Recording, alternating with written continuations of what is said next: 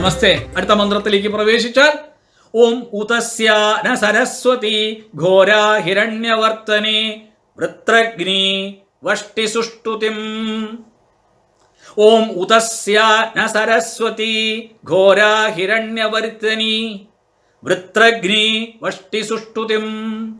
ഓം ഉതസ്യ ന സരസ്വതി ഘോരാ ഹിരണ്യവർത്തനി വൃത്രഗ്നി വഷ്ടി സുഷ്ടുതിം.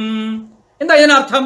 ഉത കൂടാതെ, സ്യാ ആ സരസ്വതി, ആ സരസ്വതി വിദ്യാദേവതയായ സരസ്വതി, നഹ ഞങ്ങൾക്ക്, ഘോരാ ശത്രുക്കളെ നശിപ്പിക്കുന്നവളും, ഹിരണ്യവർത്തനി ജ്യോതിസിന്റെ മാർഗത്തോടു കൂടിയവളും ആകുന്നു.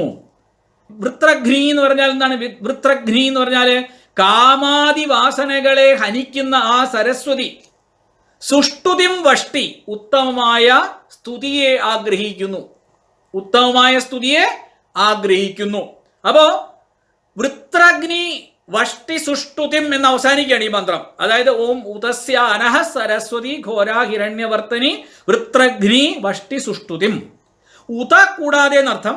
സ്യ ആ സരസ്വതി, വിദ്യാദേവതയായ സരസ്വതി, നഹ ഞങ്ങൾക്ക്, ഘോര ശത്രുക്കളെ നശിപ്പിക്കുന്നവളും, ശത്രുക്കളെ നശിപ്പിക്കുന്നവളും. വളരെ ശ്രദ്ധിക്കേണ്ട വാക്കാണ്. നമ്മുടെ ഉള്ളിലാണ് ശത്രുക്കളുള്ളത്, അതിനെ നശിപ്പിക്കുന്നവളും. ഇതുകൊണ്ടാണ് പക്ഷേ രാജകീയമായ ഉത്സവമായി നവരാത്രി മാറുന്നത്. ഹിരണ്യവർത്തനി എന്ന് പറയുമ്പോൾ എന്താ? ജ്യോതിസിന്റെ മാർഗത്തോടു കൂടിയവളുമാകുന്നു.